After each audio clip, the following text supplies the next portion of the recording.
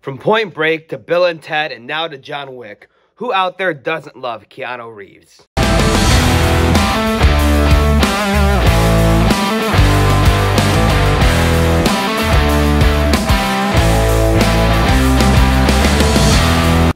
Here we are with the fourth movie in the John Wick franchise and soon to be John Wick Cinematic Universe. This is also the fourth movie directed by Chad Stahelski, starring Keanu Reeves in this franchise.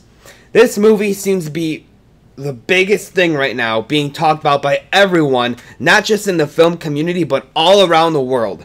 It seems to me like this could be this year, 2023's Top Gun Maverick. The duo of Chad and Keanu seem to be just getting better and better as time goes on, as they master their craft of the action movie and the perfect action set piece. This movie was such a ride from start to finish, and it is a surprising entry in what has already been a surprising franchise of great, standout action films. Starting off with my overall first thoughts on this film, and man, this movie was a fun time. It was almost 3 hours long, and when I was done watching it, I felt like I was sitting there for maybe an hour and a half. And that is a sign of a movie that can keep you entertained, and a great movie at that. Another thing is, Keanu is a master class and a genuine fun person to watch on screen. I was never bored with his performance, and I'm never bored with his performance in any movie, honestly. Whether it's one of my favorite action films in Point Break, or The Matrix, or Bill and Ted, or this John Wick franchise, he has this sort of energy about him that isn't all that crazy, but is still very entertaining. I can almost relate it to like a Sylvester Stallone performance in an action film. Another first thought is that this is the best cast of the series.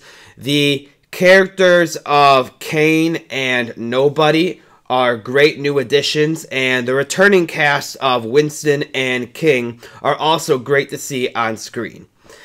I felt like this movie was a mix of an old Japan samurai film and a classic American Western and a modern high-octane action movie all in one.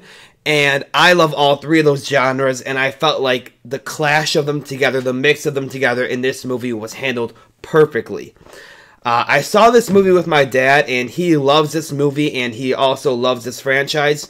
And his three first thoughts he had were, how is everyone in this universe an assassin?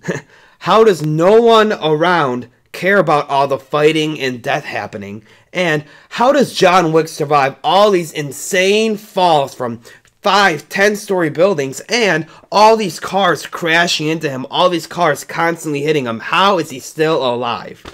And while I agree, while Wick does have a lot of plot armor in that sense, and it can upset me at points in this franchise, for some reason, it didn't really bother me as much as I thought it would in this film.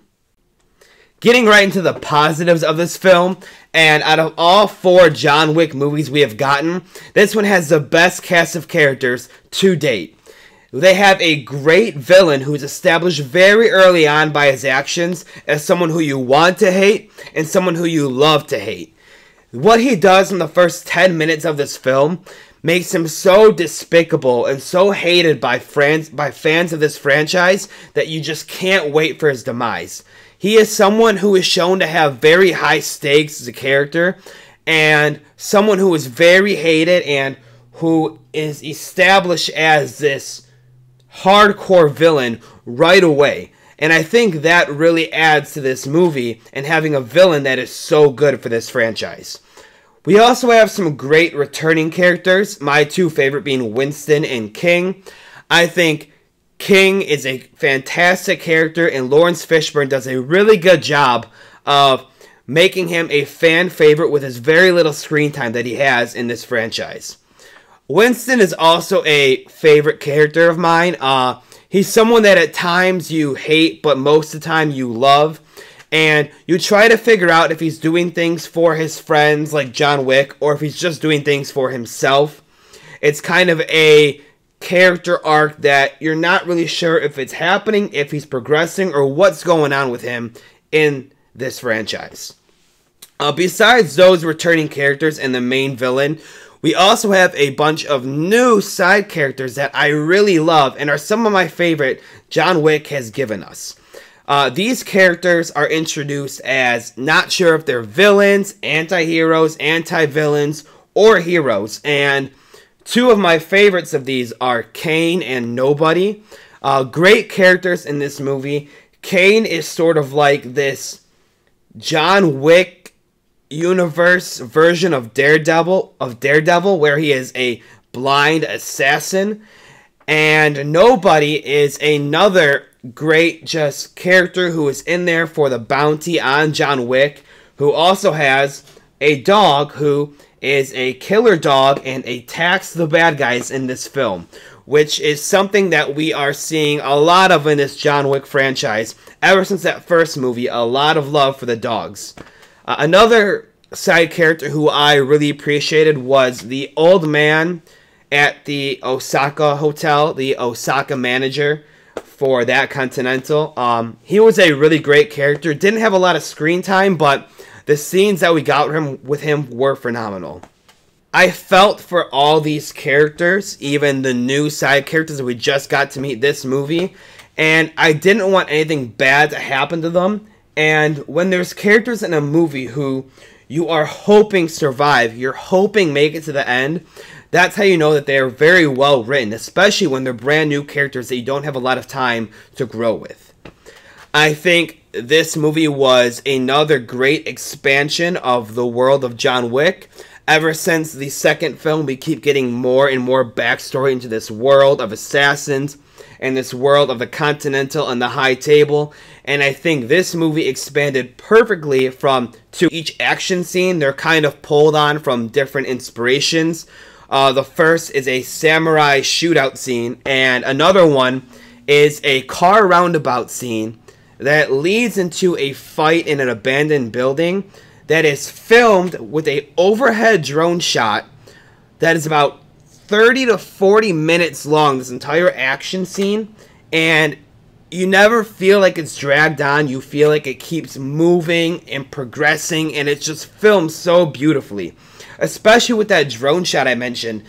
The entire shot is a one shot, and there are no cuts, and there's people catching on fire, and John Wick finding and using different weapons, and other characters come in like Nobody and his dog, and this overhead shot is one of the coolest action shots I've ever seen in my life. A lot of these action scenes, what also works for them is you can't tell if they're CGI or practical, which if they are CGI, props to the CGI department, because that is crazy to make CGI look practical. You can always kind of tell, and in this movie you really can't. And so I think that this film is going to stand the test of time because of that. Like I said, the story keeps expanding and getting better and better in my opinion, and some may think that first film had the best story with its little, John Wick, someone killed my dog, someone took my car, I'm coming after you. But I think, personally, the story is getting better and better with each film in this franchise. Okay, now into the negatives of this movie, and this one's not necessarily a negative of this film, but more of a thought I have, and it's that John Wick doesn't even feel like one of the best characters in this movie, in his own movie. He doesn't even feel like one of the main characters. He kind of feels like the main driving action force, but the other characters seem to have more story and dialogue in this film than he does. This one is a negative for the franchise as a whole, not necessarily for this movie, but I have started to get a little bit sick of the plot armor that Wick has sometimes, and it can tend to take me out of the story, out of the movie, more so in Chapter 3 than this one, but I don't know, it just doesn't work for me. Like, how can anyone survive those falls from multi-story buildings multiple times in one day, in 1 week? It's just, the plot armor needs to calm down a little bit in this franchise. And Another sort of negative I have for this film, like I said, I'm really nitpicking here. I don't have that many negatives. I truly enjoyed the film. Stick around to the end. There is a post-credit scene, and the only major problem I had with this film was that post-credit scene. The film ends in such a beautiful way, and then the post-credit scene leaves you with a cliffhanger that you don't really need to be there as a cliffhanger. I almost wish that they just didn't include that post-credit scene at all. And yeah, as far as negatives go, that's about all. Like I said, I really enjoyed the film. I can't think of many negatives to give. And my final thoughts. Overall, I would say this is the best action in the franchise. It has one of my favorite action scenes of all time in this movie, and it's a lot of fun from start to finish. This movie always keeps you engaged and entertained, and you never feel bored throughout the entire 3-hour-long runtime. It's not one of the best action movies ever made, in my opinion, but it is the best movie in this solid franchise that is John Wick. So visually, I would say the movie is really good. It pulls a lot of inspiration from old Japan, samurai films, and classic American westerns, and modern day action movies, and it has a lot of beautiful, vibrant colors in the action scenes that are an upgrade from John Wick 1 and 2. 3 and 4 have more usage of these colors, and I think it looks better. The acting is solid. It's good acting for a type of movie that is in this action vein that this movie is, and I would say the direction by Chad Stahelski is really good, and you can see him really growing and progressing as a director as these movies and this franchise continues on. The story is really good. I think it might be the best story in this franchise. I know a lot of people prefer the original story in the first one with someone killing John Wick's dog and taking his car, and John Wick is out for revenge. But I actually think that the world building of these John Wick movies in this John Wick universe has the ability to make this story get better and better, and I really think John Wick 4 has the best story to date. And as far as the entertainment value goes, this is the most entertaining movie of the year so far, and might end up being the most entertaining movie of 2023 overall. The entertainment value is great for this film. Overall, I'd say this is a really good movie, and I'd give it an 8.5 out of 10. I think it's definitely a collection-worthy movie for me, and I will be adding it to my personal collection on Blu-ray when it comes out, so I can continue to watch this movie and the entire John Wick franchise on repeat. Also, please, please go see this movie in theaters. If you can, see it at the biggest screen, the loudest theater you can, and just fully immerse yourself in this action film. I promise you will love it. Well, thank you for watching, and I hope you enjoyed my review. With that all said and done, what is your opinion on this movie? Please leave it in the comments below, and I'd love to get back to you and talk to you about it. I love talking about movies, and talking with you guys could be one of my favorite things. Also, I plan to do more John Wick related videos and movie related videos in the near future, so please keep an eye out for those. Also, if you can, hit the like button on this video and subscribe to my channel to be notified when those videos and others drop. I hope to expand into many different aspects of videos with this channel, and I'd love for you guys to join me for the ride. So, with that being said, thank you all of you for watching, and I hope you have a great day.